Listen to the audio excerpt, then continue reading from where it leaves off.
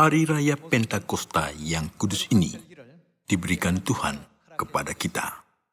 Saya harap Tuhan memberkati semua saudara-saudari Sion di dunia sehingga dipenuhi Roh Kudus melalui Hari Raya Pentakosta. 2000 tahun yang lalu, jemaat gereja awal yang percaya Yesus berkumpul di ruangan atas Markus dan berdoa selama 10 hari sejak Yesus naik ke surga 40 hari setelah dia bangkit dari antara orang-orang mati. Pada pagi hari Pentakosta, Roh Kudus dicurahkan di ruang atas Markus seperti hujan awal musim. Dari saat itu, pekerjaan Injil sangat cepat dilaksanakan oleh gereja awal. Itulah menjadi alasan kita sudah berdoa 10 hari lamanya dari Hari Raya Kenaikan sampai Hari Raya Pentakosta pada subuh dan malam. Pada waktu itu, gereja awal belum bisa memberitakan kepada banyak orang bahwa Yesus Kristus adalah Juru Selamat yang telah datang ke bumi ini. Tetapi setelah mereka disertai oleh Roh Kudus hujan awal musim pada Hari Raya Pentakosta, mereka mulai memberitakan di seluruh Yudea dan Samaria dan sampai ke ujung bumi bahwa Yesus adalah Mesias dan Juru Selamat kita. Mari kita memikirkan makna dari Hari Raya Pentakosta sama seperti gereja awal menerima Roh Kudus pada Hari Raya Pentakosta seperti hujan awal musim. Kita disertai Roh Kudus hujan akhir musim pada akhir zaman ini dan memberitakan kemudian roh dan pengantin perempuan Juru Selamat pada zaman ini di Samaria dan sampai ke ujung bumi. Inilah tugas dari hari Pentakosta yang dipercayakan kepada kita. Pada waktu gereja awal, pekerjaan Injil yang luar biasa dimulai sejak Hari Raya Pentakosta. Kepada yang seorang, Tuhan memberikan karunia untuk berbahasa roh. Kepada yang lain, ia memberikan iman. Kepada yang lain lagi, hikmat dan pengetahuan. Setiap orang menerima banyak karunia melalui Roh Kudus. Tetapi mereka tidak menggunakan karunia yang telah mereka terima di dalam kehidupan mereka. Yesus adalah Mesias yang datang ke dunia ini, dan dia adalah Juru Selamat kita. Semua karunia dari Tuhan dipergunakan untuk menyampaikan fakta ini. Saat kita menerima karunia Roh Kudus yang telah dijanjikan Tuhan bagi kita melalui Hari Raya Pentakosta ini, kita harus memberitakan roh dan pengantin perempuan yang sudah datang ke bumi sebagai Juru Selamat pada zaman ini, di Samaria dan sampai ke ujung bumi, dengan segenap hati kita dan dengan segenap jiwa kita. Mari kita lihat apakah yang sudah terjadi pada Hari Raya Pentakosta 2000 tahun yang lalu. Kisah Para Rasul pasal 2 ayat 1 kita baca. Ketika tiba hari Pentakosta, semua orang percaya berkumpul di satu tempat. Di dalam pasal 1 kita bisa melihat mereka sudah berdoa dengan kesungguhan hati mereka, bukan? Mari kita baca pasal 1 ayat 15. Pada hari-hari itu berdirilah Petrus di tengah-tengah saudara-saudara yang sedang berkumpul itu. Kira-kira 120 orang banyaknya. Apa yang dilakukan 120 orang itu selama 10 hari sampai pada Hari Raya Pentakosta setelah kenaikan Yesus di Bukit Zaitun? Pasal 1 ayat 12. Maka kembalilah rasul-rasul itu ke Yerusalem dari bukit yang disebut Bukit Zaitun, yang hanya seperjalanan sahabat jauhnya dari Yerusalem. Setelah mereka tiba di kota, naiklah mereka ke ruang atas tempat mereka menumpang. Mereka itu ialah Petrus dan Yohanes, Yakobus dan Andreas, Filipus dan Thomas, Bartolomeus dan Matius, Yakobus bin Alfeus dan Simon orang Zelot dan Yudas bin Yakobus. Mereka semua bertekun dengan sehati dalam doa bersama-sama dengan beberapa perempuan serta Maria ibu Yesus dan dengan saudara-saudara Yesus. Mereka bertekun dalam doa selama 10 hari sejak Yesus naik ke surga, dan tibalah Hari Raya Pentakosta pada pasal 2 ayat 1. Ketika tiba hari Pentakosta, semua orang percaya berkumpul di satu tempat. Tiba-tiba turunlah dari langit suatu bunyi seperti tiupan angin keras yang memenuhi seluruh rumah itu di mana mereka duduk. Dan tampaklah kepada mereka lidah-lidah seperti nyala api yang bertebaran dan hinggap pada mereka masing-masing. Maka penuhlah mereka dengan Roh Kudus, lalu mereka mulai berkata-kata dalam bahasa-bahasa lain, seperti yang diberikan oleh Roh itu kepada mereka untuk mengatakannya. Di dalam Kisah Para Rasul, pasal 2, karunia Roh Kudus diberikan pada hari raya Pentakosta. Sejak Roh Kudus dicurahkan ke atas mereka semua, mereka mulai memberitakan Injil Tuhan. Yesus adalah Kristus. Yesus adalah Tuhan yang Maha Kuasa yang turun dari surga. Percayalah kepada Yesus dan terimalah keselamatan dan pengampunan dosa. Seperti ini, mereka sangat bergiat memberitakan Injil sejak menerima Roh Kudus pada hari Pentakosta. Mari kita lihat pekerjaan Injil yang tertulis di dalam Kisah Para Rasul, pasal 2 ayat 37. Ayat 37. Ketika mereka mendengar hal itu, mereka sangat terharu. Lalu mereka bertanya kepada Petrus dan rasul-rasul yang lain, "Apakah yang harus kami perbuat, saudara-saudara?" Jawab Petrus kepada mereka, "Bertobatlah dan hendaklah kamu masing-masing memberi dirimu dibaptis dalam nama Yesus Kristus untuk pengampunan dosamu." Ayat 40 kita baca. Dan dengan banyak perkataan lain lagi, ia memberi suatu kesaksian yang sungguh-sungguh dan ia mengecam dan menasihati mereka, katanya, "Berilah dirimu diselamatkan dari angkatan yang jahat ini." Orang-orang yang menerima perkataan itu memberi diri dibaptis dan pada hari itu jumlah mereka bertambah kira-kira 3.000 jiwa. Dari saat itu, segala hal yang dilakukan rasul-rasul dengan disertai Roh Kudus yang diturunkan pada hari raya Pentakosta. Ayat 43 kita baca. Maka ketakutanlah mereka semua, sedang rasul-rasul itu mengadakan banyak mujizat dan tanda. Dan semua orang yang telah menjadi percaya tetap bersatu, dan segala kepunyaan mereka adalah kepunyaan bersama. Dan selalu ada dari mereka yang menjual harta miliknya, lalu membagi-bagikannya kepada semua orang sesuai dengan keperluan masing-masing.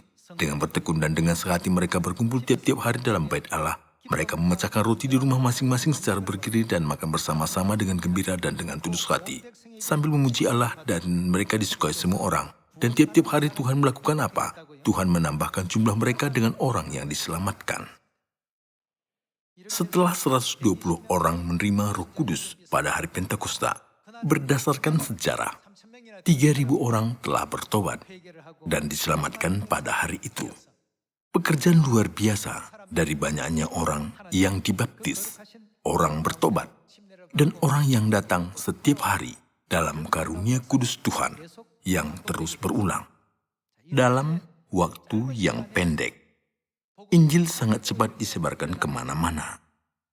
Maka agama Yahudi, agama yang terkemuka, merasa khawatir. Tampaknya semua orang akan percaya kepada Yesus. Lalu mereka merasa tidak boleh membiarkan ini terus berlangsung dan mulai bangkit untuk merintangi rasul-rasul memberitakan Injil. Mari kita baca pasal 4 ayat 17. Tetapi supaya hal itu jangan makin luas tersiar di antara orang banyak, baiklah kita mengancam dan melarang mereka, supaya mereka jangan berbicara lagi dengan siapapun dalam nama itu. Saat rasul-rasul berseru di mana-mana, "Bertobatlah dan dibaptislah dalam nama Yesus Kristus untuk pengampunanmu," banyak orang ikut serta dalam keselamatan. Maka agama Yahudi merasa tidak aman, tetapi mulai sangat ketakutan. Jadi, mari kita mengancam mereka supaya tidak memberitakan Injil lebih jauh lagi kepada orang-orang. Melakukan pengancaman, mereka berusaha dengan keras menghalangi penyebaran Injil, supaya mereka jangan berbicara lagi dengan siapapun di dalam nama itu. Dan setelah keduanya disuruh masuk, mereka diperintahkan supaya sama sekali jangan berbicara atau mengajar lagi dalam nama Yesus. Tetapi Petrus dan Yohanes menjawab mereka, "Silahkan kamu putuskan sendiri, manakah yang benar di hadapan Allah, taat kepada kamu atau taat kepada Allah. Sebab tidak mungkin bagi kami untuk tidak berkata-kata tentang apa yang telah kami lihat dan yang telah kami dengar." Dulunya, murid-murid Yesus menyangkal dia dengan berkata, "Aku tidak tahu Yesus." Pada waktu mereka melihat Yesus ditangkap, namun para murid dengan berani memberitakan tentang Yesus. Setelah mereka menjadi berani, Tuhan semakin membuka pintu penginjilan. 3.000 orang sehari, 5.000 orang sehari, dimanapun mereka memberitakannya dalam nama Kristus Yesus. Kasih karunia yang melimpah dan karya Roh Kudus terus terjadi. Kita baca ayat 20. Sebab tidak mungkin bagi kami untuk tidak berkata-kata tentang apa yang telah kami lihat dan yang telah kami dengar. Mereka semakin keras mengancam rasul-rasul itu, tetapi akhirnya melepaskan mereka juga sebab sidang tidak melihat jalan untuk menghukum mereka karena takut akan orang banyak yang memuliakan nama Allah berhubung dengan apa yang telah terjadi. Pekerjaan yang begitu ajaib berasal dari Roh Kudus terus terjadi. Di dalam kisah para rasul, kita bisa melihat kuasa Roh Kudus, hujan awal musim, yang diturunkan pada hari Pentakosta, dinyatakan di Samaria dan sampai ke ujung bumi. Pasal 5 kita baca. Kita akan baca dari ayat 12 dulu dan baca ayat 17. Dan oleh rasul-rasul diadakan banyak tanda dan mujizat di antara orang banyak. Semua orang percaya selalu berkumpul di serambi Salomo dalam persekutuan yang erat. Orang-orang lain tidak ada yang berani menggabungkan diri kepada mereka, namun mereka sangat dihormati orang banyak. Dan makin lama makin bertambahlah jumlah orang-orang percaya kepada Tuhan, baik laki-laki maupun perempuan. Bahkan mereka membawa orang-orang sakit keluar ke jalan raya dan membaringkannya di atas balai-balai dan tilam, supaya apabila Petrus lewat setidak-tidaknya bayangannya mengenai salah seorang dari mereka. Dan juga orang banyak dari kota-kota di sekitar Yerusalem datang berduyun-duyun serta membawa orang-orang yang sakit dan orang-orang yang diganggu roh jahat, dan mereka semua disembuhkan. Ayat 17. Akhirnya mulailah imam besar dan pengikut-pengikutnya, yaitu orang-orang dari mazhab Saduki, bertindak. Sebab apa? Sebab mereka sangatlah iri hati. Karena Injil disebarkan, gereja awal di mana-mana, mereka mulai iri hati. Ayat 18. Mereka menangkap rasul-rasul itu lalu memasukkan mereka ke dalam penjara kota. Tetapi waktu malam seorang malaikat Tuhan membuka pintu-pintu penjara itu dan membawa mereka keluar, katanya, "Pergilah, berdirilah di bait Allah dan beritakanlah seluruh firman hidup itu kepada orang banyak." Mereka mentaati pesan itu dan menjelang pagi masuklah mereka ke dalam bait Allah lalu mulai mengajar di situ. Sementara itu imam besar dan pengikut-pengikutnya menyuruh mahkamah agama berkumpul, yaitu seluruh majelis tetua bangsa Israel, dan mereka menyuruh mengambil rasul-rasul itu dari penjara. Tetapi ketika pejabat-pejabat datang ke penjara, mereka tidak menemukan rasul-rasul itu di situ. Lalu mereka kembali dan memberitahukan. Katanya, "Kami mendapati penjara terkunci dengan sangat rapinya dan semua pengawal ada di tempatnya di muka pintu. Tetapi setelah kami membukanya, tidak seorang pun yang kami temukan di dalamnya." Ketika kepala pengawal bait Allah dan imam-imam kepala mendengar laporan itu, mereka cemas dan bertanya apa yang telah terjadi dengan rasul-rasul itu. Tetapi datanglah seorang mendapatkan mereka dengan kabar, "Lihat, orang-orang yang telah kamu masukkan ke dalam penjara ada di dalam bait Allah dan mereka mengajar orang banyak." Maka pergilah kepala pengawal serta orang-orangnya ke bait Allah lalu mengambil kedua rasul itu, tetapi tidak dengan kekerasan, karena mereka takut kalau orang-orang banyak melempari mereka. Mereka membawa keduanya dan menghadapkan mereka kepada mahkamah agama. Imam besar mulai menanyai mereka. Katanya, "Dengan keras kami melarang kamu mengajar dalam nama itu. Namun ternyata kamu telah memenuhi Yerusalem dengan ajaranmu dan kamu hendak menanggungkan darah orang itu kepada kami." Tetapi Petrus dan rasul-rasul itu menjawab, katanya, "Kita harus lebih taat kepada Allah daripada kepada manusia. Allah nenek moyang kita telah membangkitkan Yesus yang kamu gantungkan pada kayu salib dan kamu bunuh. Dialah yang telah ditinggikan oleh Allah sendiri dengan tangan kanannya menjadi pemimpin dan juru selamat, supaya Israel dapat bertobat dan menerima pengampunan dosa. Dan kami adalah saksi dari segala sesuatu itu, kami dan Roh Kudus, yang dikaruniakan Allah kepada semua orang yang mentaati Dia." Mendengar perkataan itu, sangatlah tersusuk hati mereka dan mereka bermaksud membunuh rasul-rasul itu. Rasul-rasul menjadi sangat berani dan percaya diri. Setelah mereka dipenuhi karunia Roh Kudus, mereka tidak takut lagi pada apapun di dunia ini. Jika mereka mati selama memberitakan Injil dan menuruti kehendak Tuhan, mereka akan memasuki kerajaan surga. Mereka tahu benar dengan baik akan hal ini, bahwa dengan cara itu, mereka akan dipeluk Tuhan dari surga, sehingga mempersaksikan Injil dengan sangat berani. Dulunya, mereka takut pada imam-imam kepala, dan hatinya sangat gugup bertemu mereka. Tetapi, setelah mereka menerima Roh Kudus, mereka dengan berani berkata, "Yesus adalah Tuhan. Kami melakukan apa yang telah diperintahkan Tuhan kepada kami. Apakah itu masalah?" Mereka memberitakan Injil dengan sangat berani. Oleh karena itu, Injil semakin banyak diberitakan. Pada zaman ini juga pekerjaan Roh Kudus hujan akhir musim yang diturunkan pada hari Pentakosta akan dinyatakan jika kita memberitakan Injil dengan berani kepada siapa saja. Bukankah 3.000 orang dan 5.000 orang akan dituntun kepada keselamatan dalam sehari? Walaupun para rasul diancam dan menghadapi keadaan yang membahayakan, ada seorang Farisi dalam mahkamah agama yang bernama Gamaliel yang berpengetahuan. Mari terus kita baca ayat 34. Tetapi seorang Farisi dalam mahkamah agama itu yang bernama Gamaliel, seorang ahli Taurat yang sangat dihormati seluruh orang banyak, bangkit dan meminta supaya orang-orang itu disuruh keluar sebentar. Sesudah itu ia berkata kepada sidang, "Hai orang-orang Israel, pertimbangkanlah baik-baik apa yang hendak kamu perbuat terhadap orang-orang ini. Sebab dahulu telah muncul si Teudas, ia mengaku dirinya seorang istimewa dan ia mempunyai kira-kira 400 orang pengikut. Tapi ia dibunuh dan cerai-berailah seluruh pengikutnya dan lenyap. Sesudah dia pada waktu pendaftaran penduduk, muncullah si Yudas seorang Galilea. Ia menyeret banyak orang dalam pemberontakannya, tetapi ia juga tewas dan cerai-berailah seluruh pengikutnya. Sejak pemimpinnya tewas, semua pengikutnya bercerai-berai dengan sendirinya, bukan?" Kata Gamaliel ahli Taurat kepada mereka yang mengancam rasul-rasul. Dengan cara ini Gamaliel berbicara kepada orang banyak yang menganiaya para rasul. Ayat 38. "Karena itu aku berkata kepadamu, janganlah bertindak terhadap orang-orang ini. Biarkanlah mereka, sebab jika maksud dan perbuatan-perbuatan mereka berasal dari manusia, tentu akan lenyap. Tetapi kalau berasal dari Allah, kamu tidak akan dapat melenyapkan orang-orang ini." Jika pekerjaan yang hebat ini dilaksanakan oleh Tuhan, kamu tidak akan bisa melenyapkan ini, walaupun kamu terus menindas mereka. Karena Tuhanlah yang melaksanakan pekerjaan ini. Sebaliknya, jika pekerjaan mereka tidak berasal dari Tuhan, mereka akan lenyap, walaupun kamu tidak berbuat apa-apa terhadap mereka. Ia menasihati mereka seperti ini. Ayat 39 kita baca, "Tetapi kalau berasal dari Allah, kamu tidak akan dapat melenyapkan orang-orang ini. Mungkin ternyata juga nanti bahwa kamu melawan Allah, nasihat itu diterima.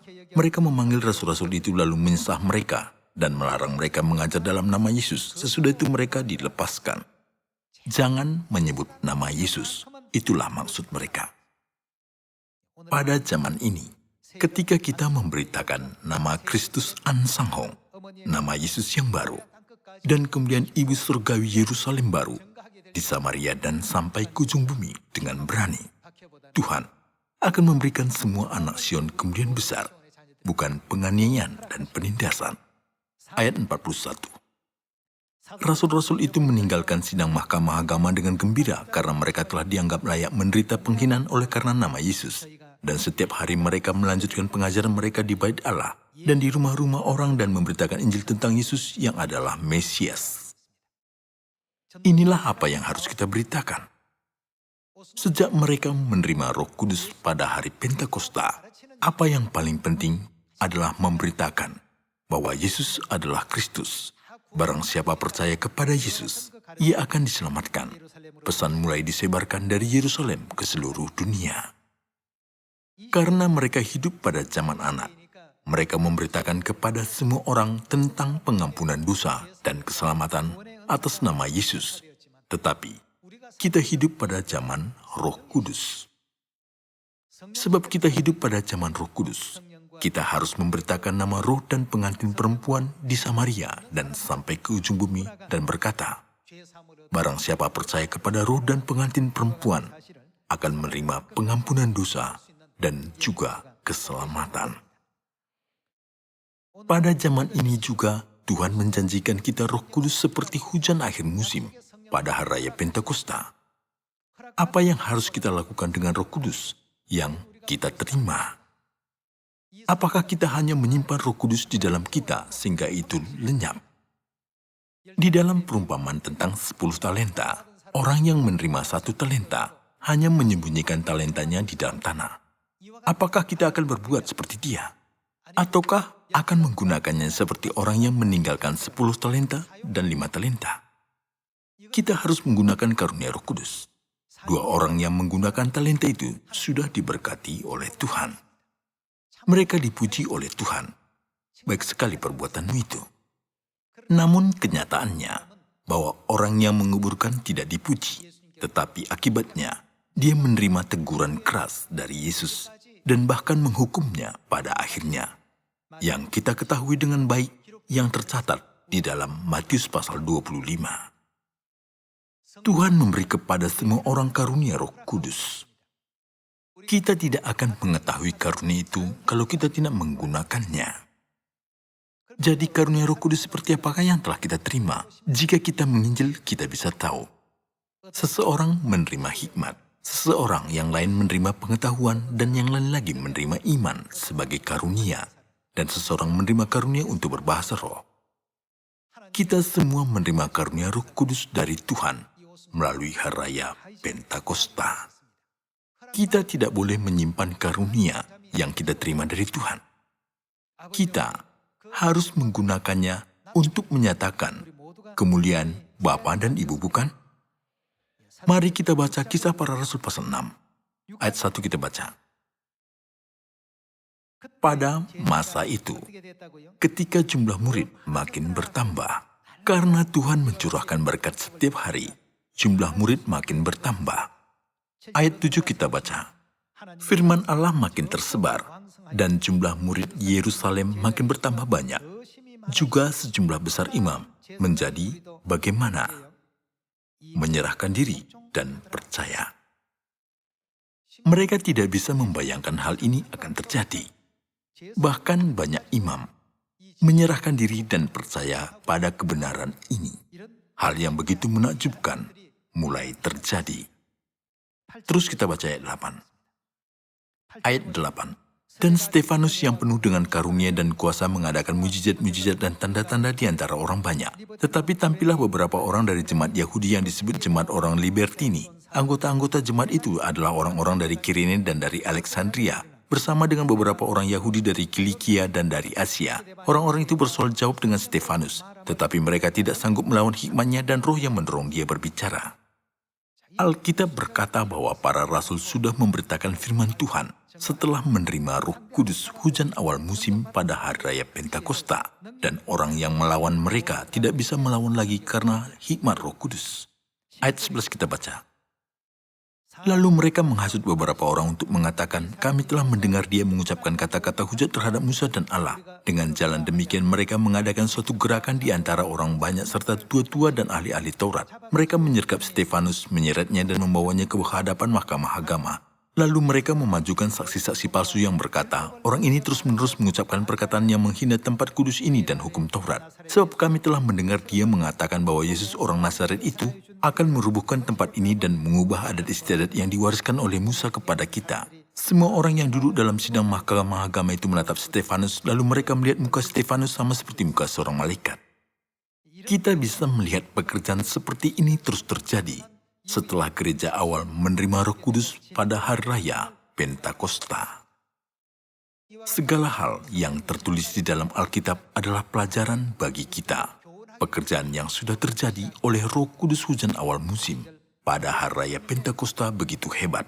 Roh Kudus hujan akhir musim yang akan kita terima 7 kali lipat lebih kuat daripada hujan awal musim hari Pentakosta itu.